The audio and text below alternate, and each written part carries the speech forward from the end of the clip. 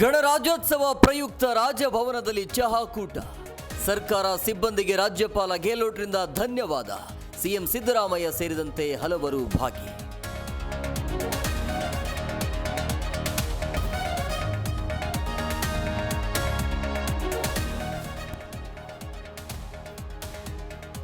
Micro finance ಹಾವಳಿ ನಿಯಂತ್ರಣಕ್ಕೆ ಹೊಸ ಕಾನೂನು. ಇದೇ 30ರಂದು ಸಚಿವ ಸಂಪುಟಕ್ಕೆ ಕರಡು ಪ್ರತಿ. ಗದಗದಲ್ಲಿ ಕಾನೂನು ಸಚಿವ ಎಚ್.ಕೆ. ಪಾಟೀಲ್ ಮಾಹಿತಿ.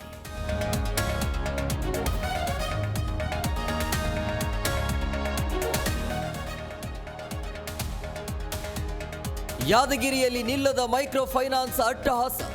ಊರು ತೊರೆದ ಕುಟುಂಬದ ಮನೆಗೆ ಮತ್ತೆ ಫೈನಾನ್ಸ್ ಬೀಗ. ಅನಾರೋಗ್ಯ ಮಗನೊಂದಿಗೆ ಮಹಿಳೆ ಕಣ್ಣೀರು.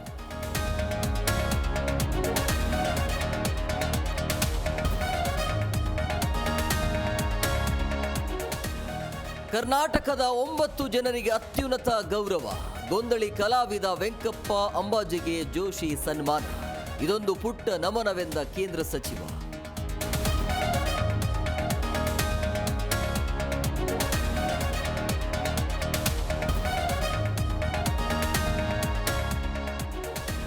ಭಾರತೀಯ ವಾಯುಸೇನೆಯಿಂದ ಸಾಹಸ ಪ್ರದರ್ಶನ.